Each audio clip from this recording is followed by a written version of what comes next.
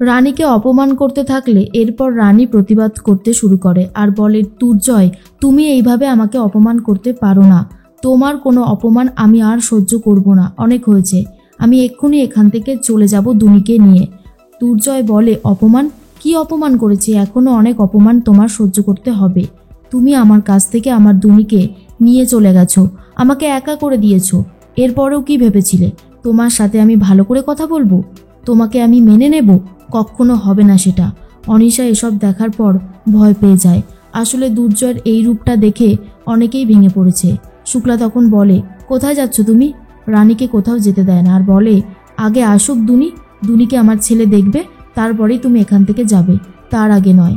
এর মধ্যেই দুর্জয় রানীকে বলে, আদিত্যবাবু তোমার সমস্ত প্রত্যাশা পূরণ করেছে, আর আদিত্যবাবুর কাছেই তুমি যেতে চাও আমার মেয়েকে নিয়ে, তাই তো? আমি আমার মেয়েকে আমার কাছেই রাখবো।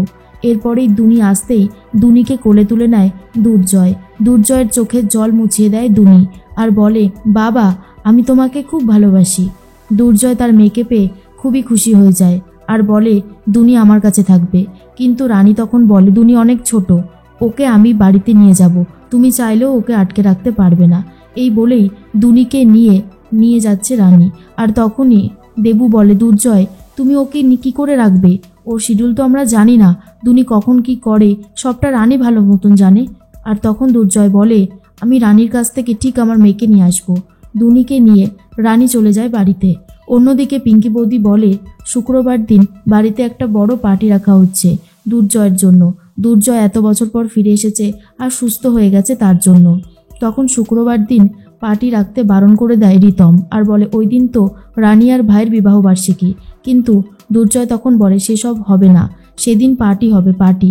আর আমি অনেক বড় করে পার্টির আয়োজন করব। অনিশা আমার সাথে থাকবে। আদিত্যবাবুর সাথে রানী কথা বলতে থাকে আর বলে, দুর্জয় আমাকে বলেছে নার্সিংহোমে আমার ইন্টারভিউ নেবে। আদিত্যবাবু বলে, এত বছর হয়ে গেল কিন্তু ওই দুর্জয় এখনও বদলালো না, তোমাকে ঠিক চিনেই উঠতে পারলো না। রানী বলে, এটাই তো আমার কপাল।